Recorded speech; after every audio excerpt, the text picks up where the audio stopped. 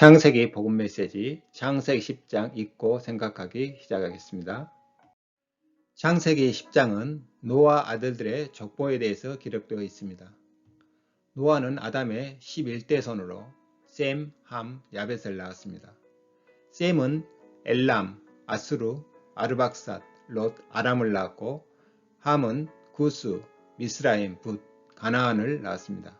야벳은 고멜, 마곡, 마대, 야완, 두발, 메색, 디라스를 낳았고 특히 셈은 아르박사를 낳았고 아르박살은 셀라를 낳았고 셀라는 에벨을 낳았고 에벨은 벨렉과 역단을 낳았는데 벨렉의 후손에서 아브람이 태어나게 됩니다. 1절에서 5절까지는 야벳의 후예에 대해서 기록되어 있습니다. 야벳은 하나님이 넓게 하시다라는 뜻입니다.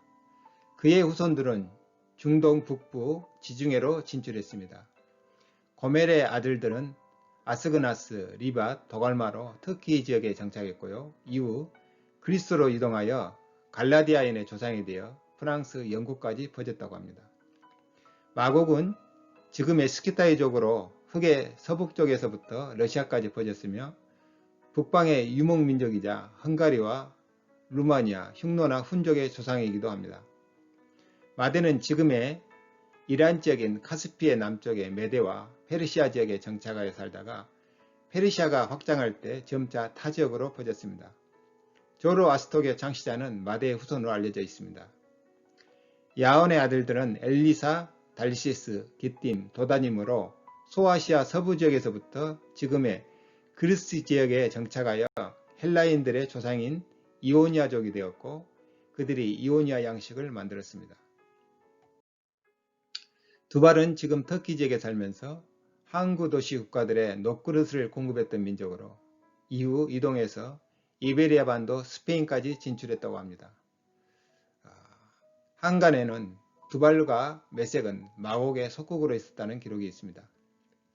메색은 약탈이라는 뜻으로 흑해 남동쪽에서 번성했고 성격이 사나웠다고 전합니다.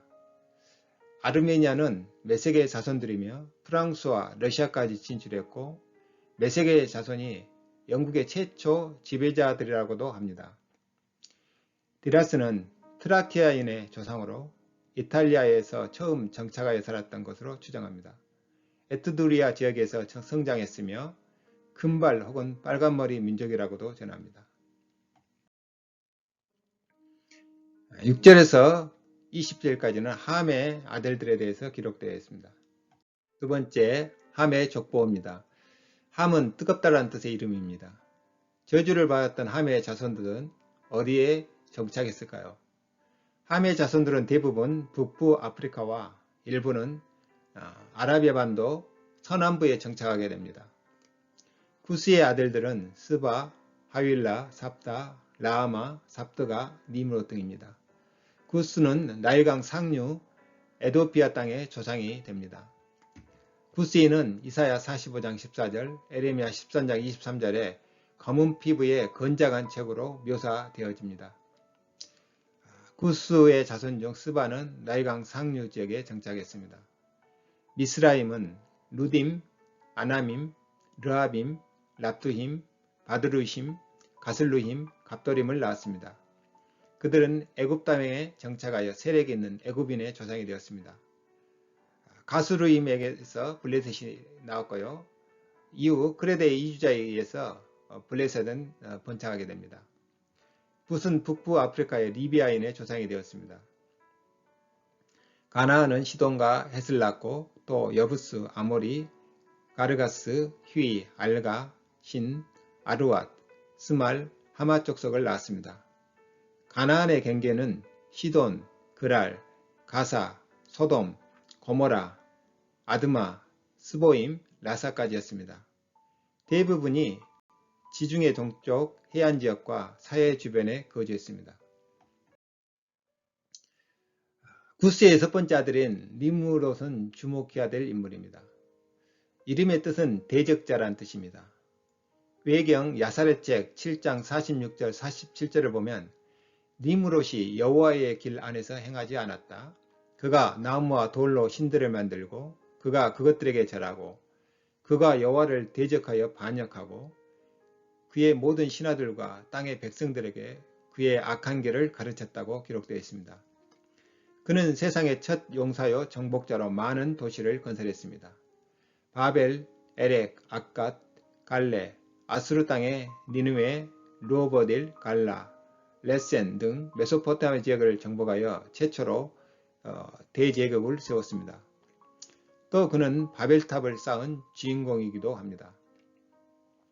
아문은 여호와 앞에 니므롯같이 용감한 사냥꾼이로다 라는 속담이 해자될 정도로 니므롯은 힘이 세고 싸납고 용감하고 싸움을 좋아했습니다. 고대 신비주의 시작은 바로 니므롯의 아내 세미라미스에 의해 시작되었습니다. 자, 니므롯은 바벨론을 세운 최초의 정복군주로 그는 여호와 하나님을 대적하여 자신만의 신들을 만들어 숭배했습니다. 니므롯 사후에 부인 세미라미스에 의해 태양신으로 숭배되기도 했습니다. 세미라미스는 가나안에서 니므롯을 감시하기 위해 정략 결혼시켜 보낸 여자로 아주 음란하고 교활했습니다. 남편 니므롯이 죽자 그의 시신을 12조각으로 잘라 각 지파에게 보내 민심을 모으고 니므롯을 태양신으로, 자신은 달의 여신, 아들 담무스는 별의 신으로 삼신사상을 만들어 숭배하게 했습니다. 신전을 짓고 많은 사제를 두어 음란한 생활을 했다고 기록되어 있습니다. 자, 담무스는 죽은 니므롯의 영이 태양으로 스며들어 태양신이 되었고 태양신이 담무스로 환생했다고 백성들을 속여 세미라미스 자신이 낳은 아들 담무스와 결혼하고 자신을 하늘 여왕으로 숭배하도록 했습니다. 세미라미스가 아기 담무스를 안고 있는 모습의 신상을 만들어 태양신과 함께 하늘 여왕으로 신격화해 섬기도록 했으며 자신을 태양신을 잉태한 여자로 성모화시켰습니다. 여호와의 성전을 등지고 낯을 동쪽으로 향하여 동쪽 태양에게 예배하더라.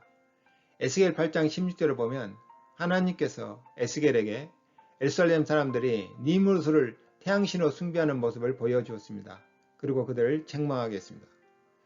또 담무스와 세미라미스가 교합할 때 농토가 비옥해지고 풍성한 수확이 된다고 퍼뜨리며 축제를 벌였습니다. 남미의 카니발 축제는 여기서 유래하고 있습니다. 담무스가 40세에 멧돼지에 바쳐 죽자 40일간 금식하며 애도하게 했습니다.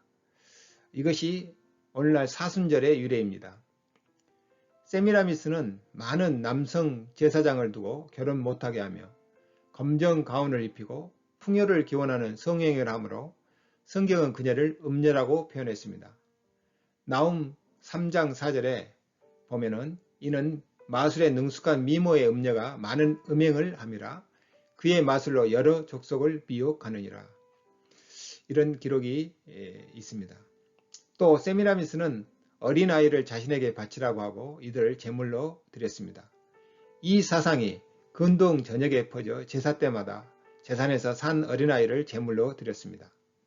신전에서는 수많은 여사제들이 제사 명목으로 음란한 행위를 벌이고 그들은 도시의 창녀 역할을 했습니다. 자, 세미라미스와 니므롯은 여러 지역으로 퍼져 이름만 달리 불리며 우상 숭배의 대상이 되었습니다. 가나안 지역에서는 아스타롯, 바알이라는 이름으로 숭배되었고요. 바빌론에서는 이시타르, 마르드, 이집트에서는 이시스, 오시리스, 인도에서는 이시, 이스와라, 로마에서는 포르츠나, 비너스와 주피터로, 그리스에서는 케레스와 제우스로, 소아시아에서는 키벨레와 데오이우스로, 블레셋 지역에서는 아세라와 엘로, 에베소 지역에서는 아데미, 다이아나로, 이탈리아에서는 처녀 마돈나로, 중국에는 식무와 그 팔에 있는 아기 신상이 발견되므로 중국에까지 이 사상이 퍼진 걸로 알려져 있습니다. 또 반인 반마 형상인 신 겐타우루스와 콘스는 바로 니므롯을 형상화한 것입니다. 자, 21절에서 32절까지는 셈의 자손들에 대해서 기록되어 있습니다.